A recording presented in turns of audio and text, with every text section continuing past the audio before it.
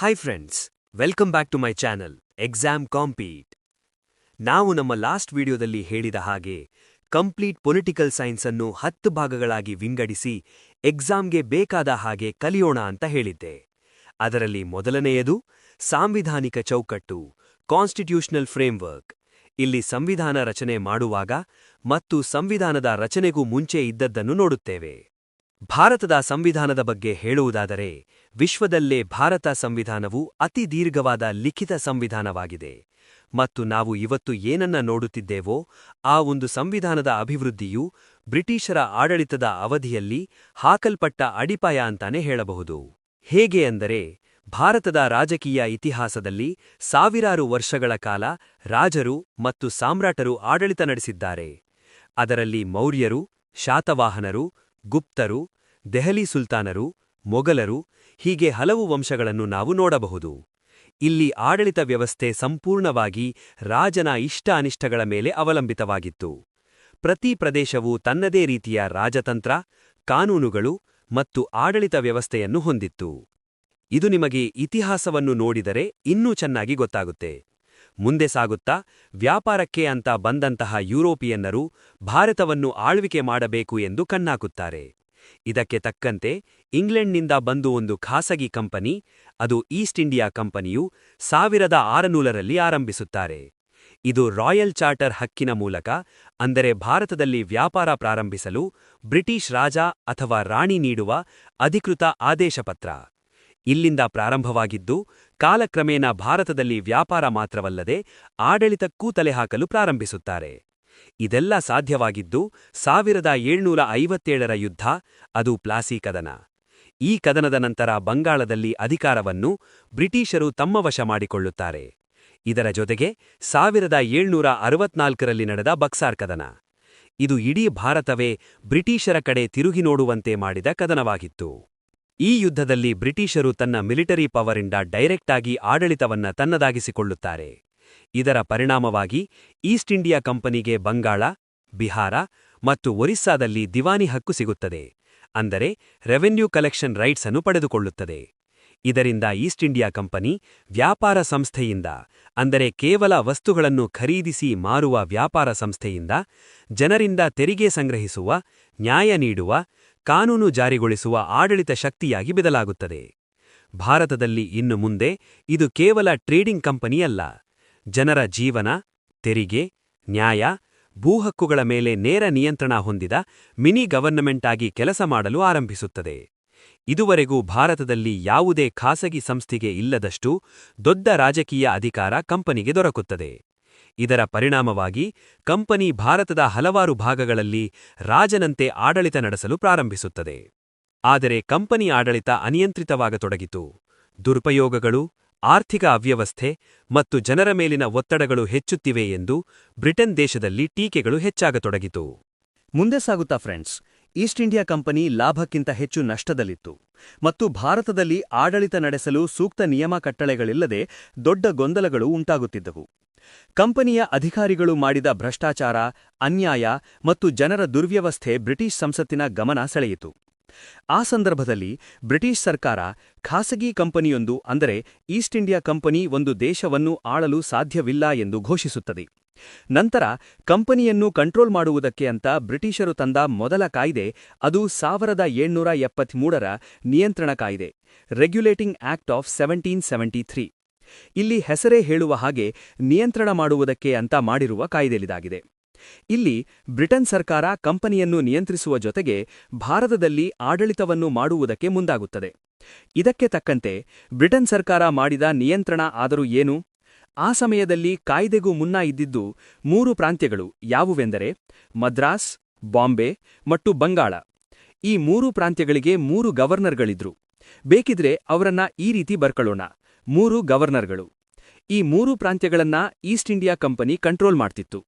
ನಿಯಂತ್ರಣ ಕಾಯ್ದೆಯ ಮೂಲಕ ಈಸ್ಟ್ ಇಂಡಿಯಾ ಕಂಪನಿಯನ್ನು ಕಂಟ್ರೋಲ್ ಮಾಡುವುದಕ್ಕೆ ಅಂತಲೇ ಬಂಗಾಳದ ಗವರ್ನರನ್ನು ಗವರ್ನರ್ ಜನರಲ್ ಆಫ್ ಬಂಗಾಳ ಎಂದು ಘೋಷಣೆ ಮಾಡಿ, ಬಾಂಬೆ ಮತ್ತು ಮದ್ರಾಸ್ ಪ್ರಾಂತ್ಯಗಳು ಬಂಗಾಳದ ಗವರ್ನರ್ ಜನರಲ್ ಮಾತನ್ನು ಕೇಳಬೇಕು ಎಂದು ತಿಳಿಸುತ್ತಾರೆ.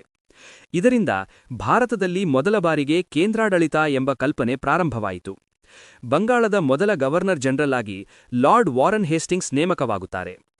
ಇಲ್ಲಿ ಬಂಗಾಳದ ಗವರ್ನರ್ ಜನರಲ್ ಜೊತೆಗೆ 4 ಸದಸ್ಯರಿರುವ ಕಾರ್ಯಕಾರಿ ಮಂಡಳಿಯನ್ನು ಸ್ಥಾಪಿಸಿ ಯಾವುದೇ ಒಂದು ನಿರ್ಧಾರ ತಗೋಬೇಕು ಅಂದ್ರೆ ಈ 4 ಸದಸ್ಯರಿರುವ ಕಾರ್ಯಕಾರಿ ಮಂಡಳಿ ಮತ್ತೆ ಗವರ್ನರ್ ಜನರಲ್ ಸಭೆ ಸೇರಿ ನಿರ್ಧರಿಸಬೇಕು ಎಂದು ಹೇಳುತ್ತಾರೆ.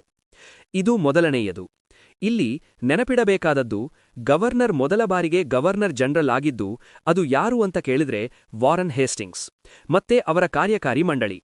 ನಂತರ 1770ರಲ್ಲಿ ಕಲ್ಕತ್ತಾದಲ್ಲಿ ಸುಪ್ರೀಂ ಕೋರ್ಟ್ ಕೂಡ ಸ್ಥಾಪಿಸಲಾಯಿತು. ಇದರಲ್ಲಿ ಒಬ್ಬರು ಮುಖ್ಯ ನ್ಯಾಯಮೂರ್ತಿಯಾಗಿ ಹಾಗೂ 3 ನ್ಯಾಯಾಧೀಶರನ್ನು ಒಳಗೊಂಡಿತ್ತು. ಇಂಪಾರ್ಟೆಂಟ್ ಏನು ಅಂದ್ರೆ ಇದು ಭಾರತದಲ್ಲಿ ಮೊದಲ ಬಾರಿಗೆ ಸ್ಥಾಪಿಸಲಾದ ಉನ್ನತ ನ್ಯಾಯಾಲಯವಾಗಿತ್ತು. ಈ ಕಾಯ್ದೆಯನ್ನು ಬ್ರಿಟಿಷ್ ಸಂಸತ್ತು ಭಾರತದಲ್ಲಿ ನಡೆಯುತ್ತಿದ್ದ ಭ್ರಷ್ಟಾಚಾರವನ್ನು ಕಡಿಮೆ ಮಾಡುವುದಕ್ಕೆ ಪ್ರಾರಂಭಿಸಿದ್ದರು. ಆ ಸಂದರ್ಭದಲ್ಲಿ ಮೊದಲ ನ್ಯಾಯಮೂರ್ತಿಯಾಗಿ ಸರ್ ಎಲಿಜಾ ಇಂಪೆ ಅವರು ನೇಮಕವಾಗಿದ್ದರು. ನೆನಪಲ್ಲಿ ಇಟ್ಕೊಳ್ಳಿ, ಎಕ್ಸಾಮಲ್ಲಿ ಕೇಳಬಹುದು ಅಂತ ಹೇಳಿದಾಗ ನೆನಪಾಯಿತು, ಈ ಒಂದು ಪ್ರಶ್ನೆ ಹಿಂದಿನ ಎಕ್ಸಾಮಲ್ಲಿ ಕೇಳಿದ್ರು. ಕಲ್ಕತ್ತಾದಲ್ಲಿ ಸುಪ್ರೀಂ ಕೋರ್ಟ್ ಸ್ಥಾಪನೆಯಾಗಿದ್ದು ಯಾವ ಕಾಯ್ದೆಯಡಿ? ಬಹಳ ಸುಲಭವಿದೆ. ಆಪ್ಷನ್ ನೋಡಿದ್ರೆ option A regulating act 1773, option B pits India act 1784, option C charter act 1813, option D charter act 1833. Answer ನಿಮ್ಗೆಲ್ಲ ಆಲ್ರೆಡಿ ಗೊತ್ತಿದೆ ಅನ್ಕೋತೀನಿ. Option A correct answer. Next ಮತ್ತೊಂದು ಪ್ರಶ್ನೆ. ಏನಪ್ಪಾ ಅಂದ್ರೆ 1773ರ ನಿಯಂತ್ರಣ ಕಾಯ್ದೆ ಅಂದರೆ ರೆಗ್ಯುಲೇಟಿಂಗ್ ಆಕ್ಟ್ ಆಫ್ 1773 ಕುರಿತು ಕೆಳಗಿನ ಹೇಳಿಕೆಗಳನ್ನು ಪರಿಗಣಿಸಿ. ಅದರಲ್ಲಿ ಮೊದಲನೆಯದು, ಇದು ಈಸ್ಟ್ ಇಂಡಿಯಾ ಕಂಪನಿಯ ವ್ಯವಹಾರಗಳನ್ನು ನಿಯಂತ್ರಿಸಲು ಇಂಗ್ಲಿಷ್ ಸರ್ಕಾರ ಹೊರಡಿಸಿದ ಮೊದಲ ಕಾಯ್ದೆ.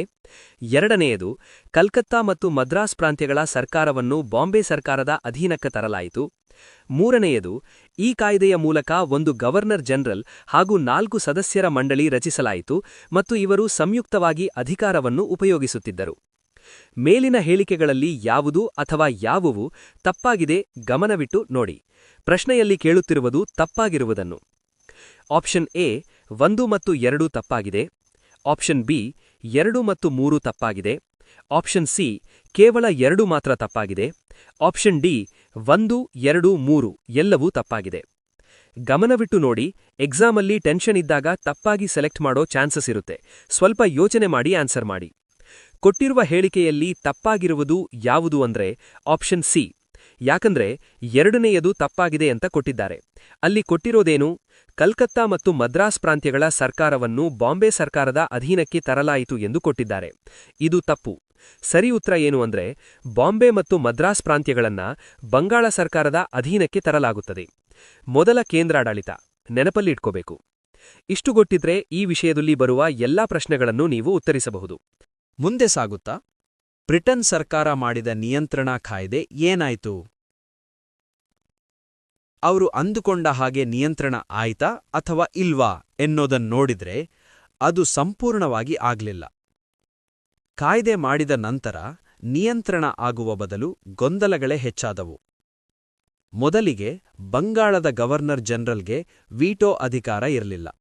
ಅಂದರೆ ಗವರ್ನರ್ ಜನರಲ್ ದೇಶದ ಪ್ರಮುಖ ಆಡಳಿತ ಮುಖ್ಯಸ್ಥನಾದರೂ ತನ್ನ ಕೌನ್ಸಿಲ್ ಸದಸ್ಯರ ನಿರ್ಧಾರಗಳನ್ನು, ಅಂದರೆ ಆ 4 ಸದಸ್ಯರ ಒಪ್ಪಿಗೆಯನ್ನು ಪಡೆದ ನಂತರವೇ ಎಲ್ಲವನ್ನೂ ಮಾಡಬೇಕಿತ್ತು.